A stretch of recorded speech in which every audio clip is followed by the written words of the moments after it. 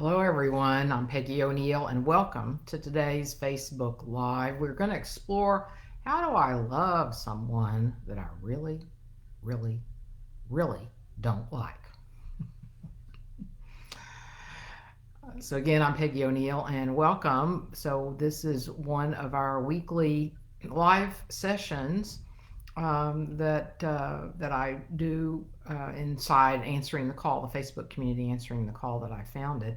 And the name of that group comes from what I sense all of us, if we're not totally happy, not totally doing the work that we want to in the world, something feels a little off in our life, then we're actually receiving a call to come home to ourselves. That's the name of this group, Answering the Call, to answer the call and to discover who we essentially are and then free ourselves to live the lives that we really came here to live. So as part of that community, today we're going to talk about how do I love someone that I really, really, really don't like.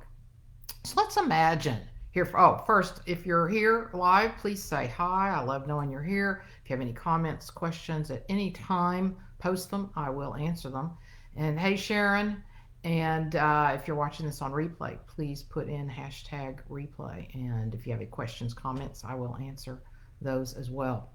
And if you ever have a topic you'd like for me to talk about or explore on these lives, please post them in the comments or send me a message or an email and let me know, and I'll do it.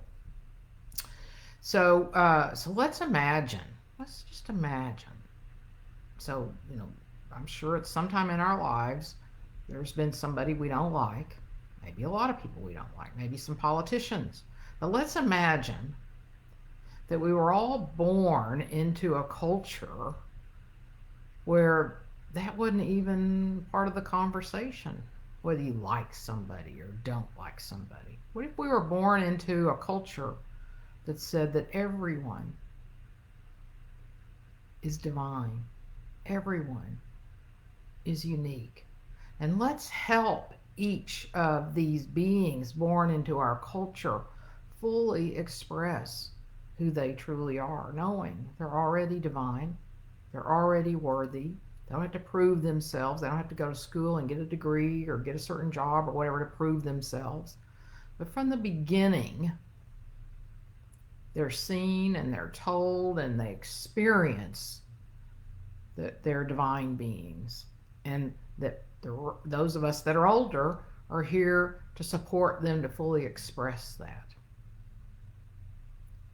Imagine that's the culture. Now, number one, I wonder how many people we wouldn't like at that point. And maybe that's not even in the language, whether we like I mentioned, whether we like or don't like somebody. Well, let's say it is in the language. Then how might we relate to that person when we don't like them, but with that as the culture? Maybe we'd start by realizing, wait, they're a divine being. I'm going to talk to that being. Even when I've got to go talk to them, maybe there's some behavior. Because typically when we don't like somebody, we say, I don't like this person. But really what it is we don't like their behavior. We don't like the way they're acting, maybe the way they look, maybe the way, maybe they've done something that you disapprove of. And then we put all of those characterizations about the activities onto the person, and we say we don't like that person, instead of that divine being did some things I don't like, I don't agree with, I have problems with. What if we started relating to each other that way? What if we were in a culture that from the beginning everyone's divine, so we're seeing that, we're embodying that, that's the conversation, and then somebody misbehaves, then we probably remember that they're this magnificent being that's done something. So that's what we can do in our culture, even though that's not our cultural conditioning. We're pretty early on taught to judge things, think we're separate from things. So in the other culture, the imaginary culture, in that one we can sense that there's an idea that we're all one. We're all in this together.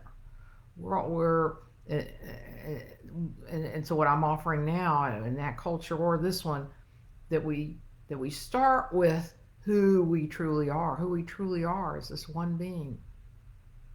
Our essential nature is non-dual, or one being. We're all source, spirit, God's infinite being, infinite potential, divine wisdom, whatever the name or phrase is for you, for who this one being is.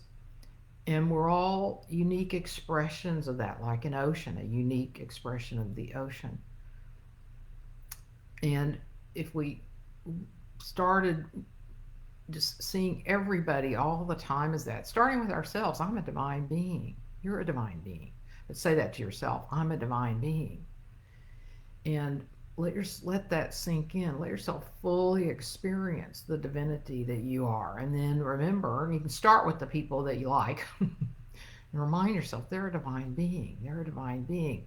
And then when you run across someone whose behavior you don't like, remember it's their behavior really that we don't like. We've just collapsed the two into I don't like this person. Well, I don't like their behavior, but I want to remember this person, this is a human being. They're a unique expression of the divine as well. Maybe we don't like their unique expression of the divine, but that's what they're doing. Their being is divine. Let's see if I have some other. And so as we remember who we are, again, if we're source, this one infinite being, who we truly are is an open space. Think about it.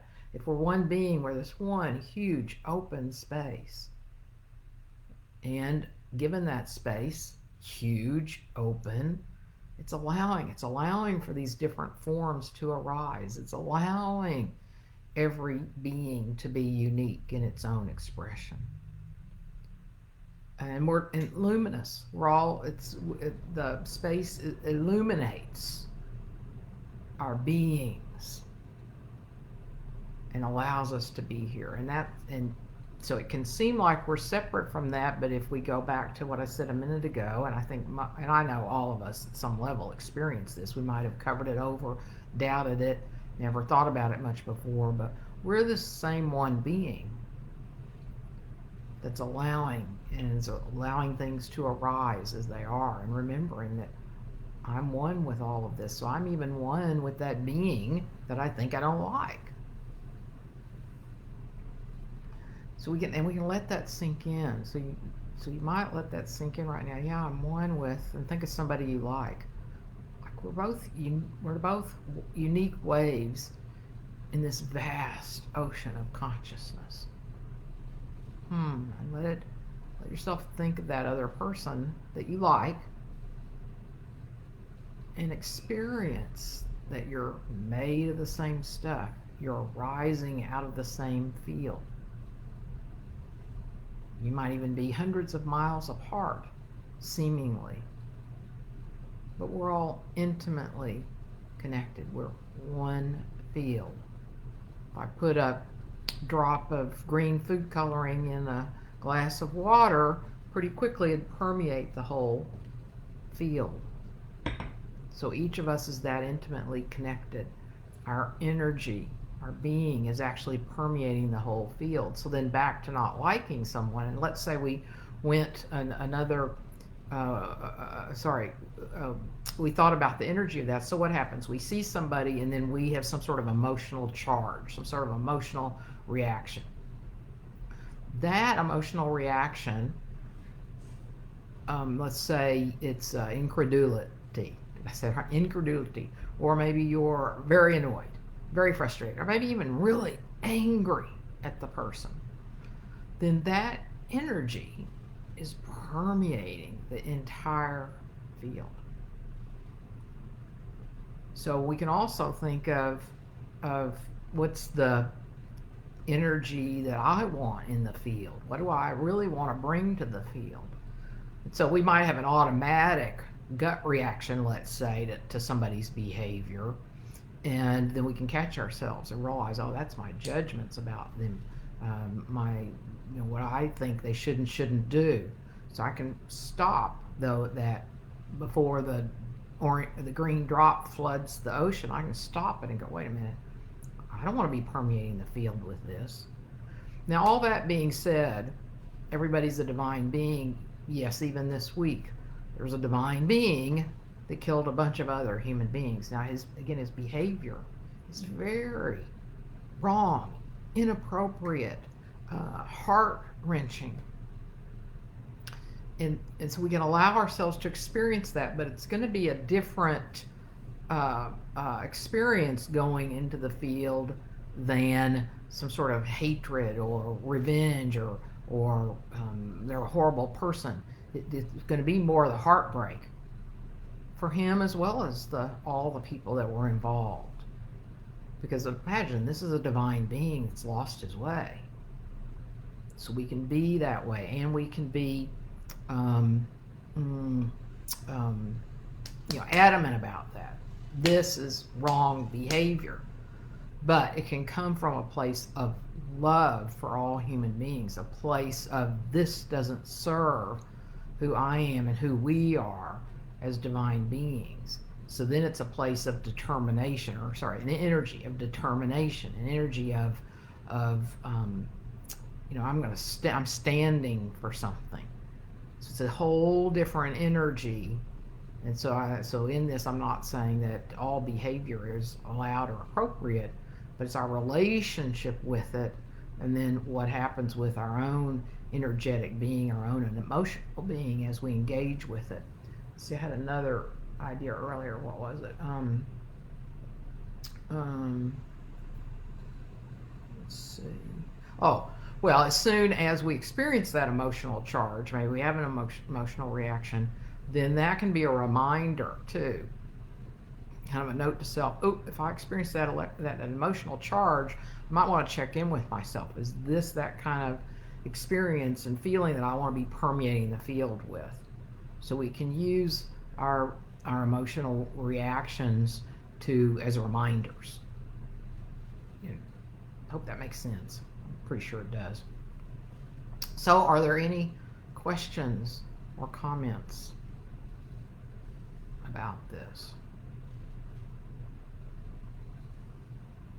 Also, when we are thinking how we don't like somebody else, we are creating a further sense of separation in ourselves from other people, and we're probably thinking we're better than they are.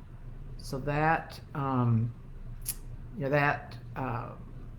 makes more real for us that sense of separation that in our culture we're born into. We're born into this sense of separation. So that actually enhances that sense that's actually it's not a true sense. In our experience, it's a true sense. It feels like we're separate. It feels like I could be nothing like that person, and we're really separate because they're over there on TV, or they're 100 feet over there, or 10 feet across the room. But when we remember this is one field and their unique expression, why would I want to be in an us against them conversation of me and them, and I'm better or they're worse? We can check in with ourselves. Ask yourselves that. Why would I want to be in that conversation? Why would I want to create that experience for myself and other people? Because all that does is deepen that sense of we're separate, which then continues to create actions, conversations, activities, relationships that continue to create separation and division.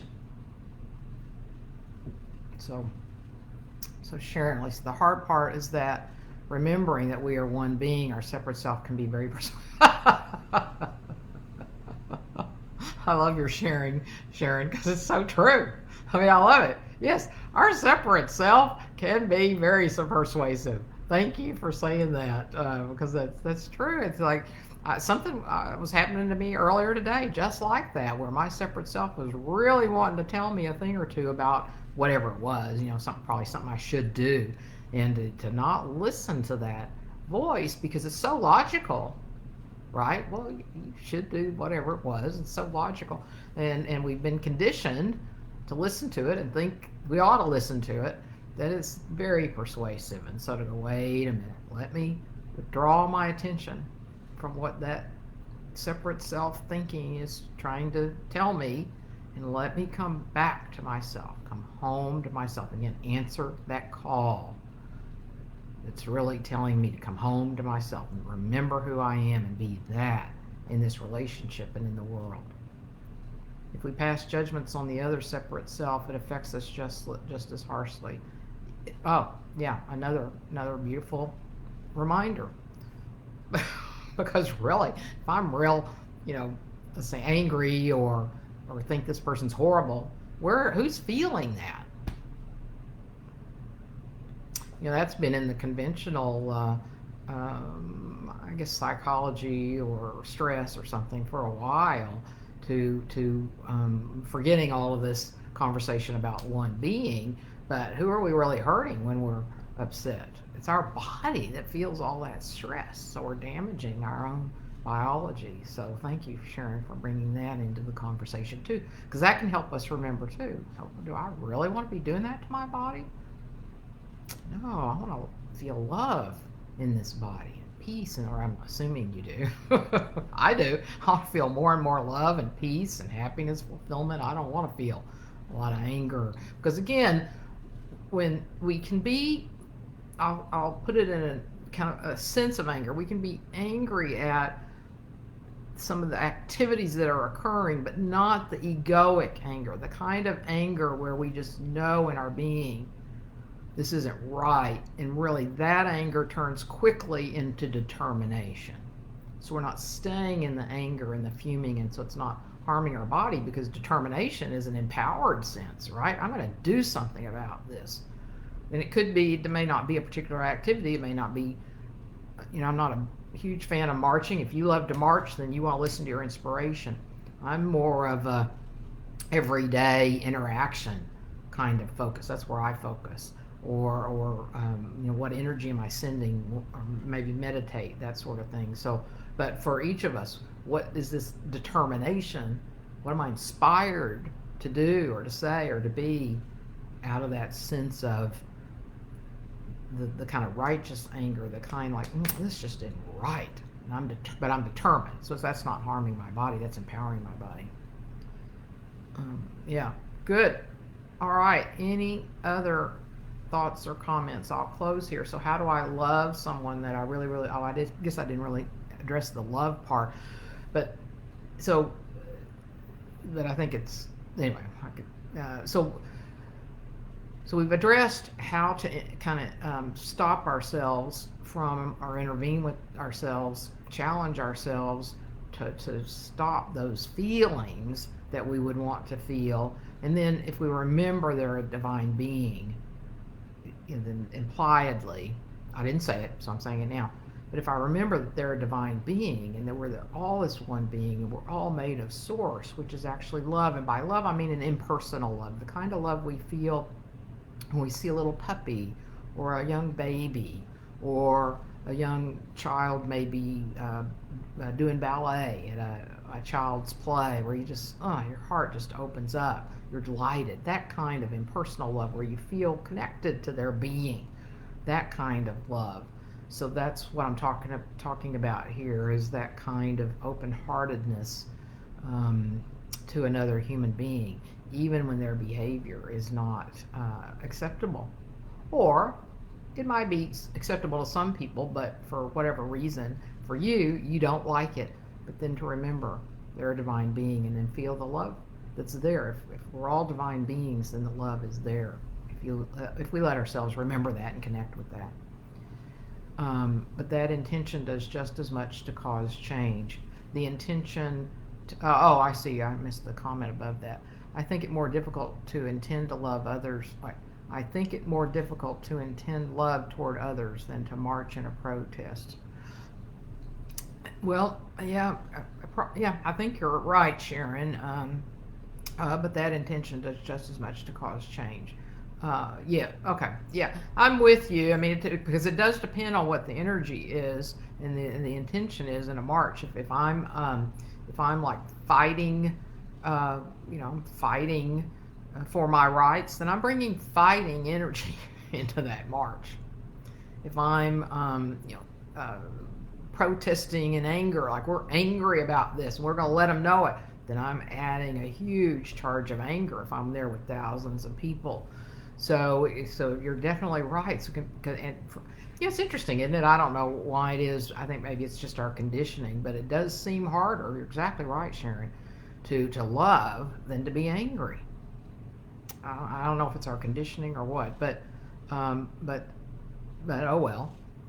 But yeah, rather than be angry or go out there and march, because that's doing that oh, that was the other thing I was going to say. So thinking and emotions that are along those lines of judgment or those feelings of anger, resentment, or incredulity, whatever, those are actually also signals, reminders. Oh, I'm taking myself away from myself. I'm moving away from my essential nature.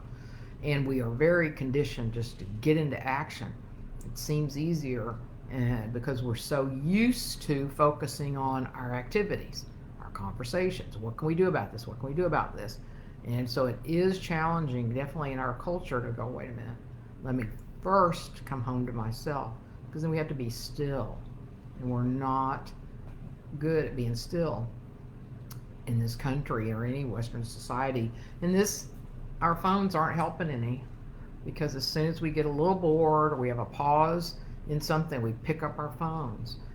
So we're getting very conditioned to put our focus out there, put our focus out there, even if it's a phone, 2 feet away. That's a focus out there. I'm not focusing in here and nurturing the loving being that I truly am. So we want to be watching that. But that's why it does seem easier to go march or so on, because we're not used to being still and sinking into the experience of our essential nature. That's good too, Sharon. Um, but yes, I mean, then we're sending love out there instead of anger or fighting or whatever might show up in a protest. What I'm saying is that unless I am called to march, I can intend love toward those that are not in agreement with me. Yes, yes. And I'm glad you emphasized that. I briefly mentioned it. But we can be called to march. We can actually feel, but I've got to go march. Well, then you want to honor that. We want to honor these intuitive callings. So I'm glad you emphasized that too. That, yeah, I can be called to march. Who knows? I might be called to march at some point. I don't know.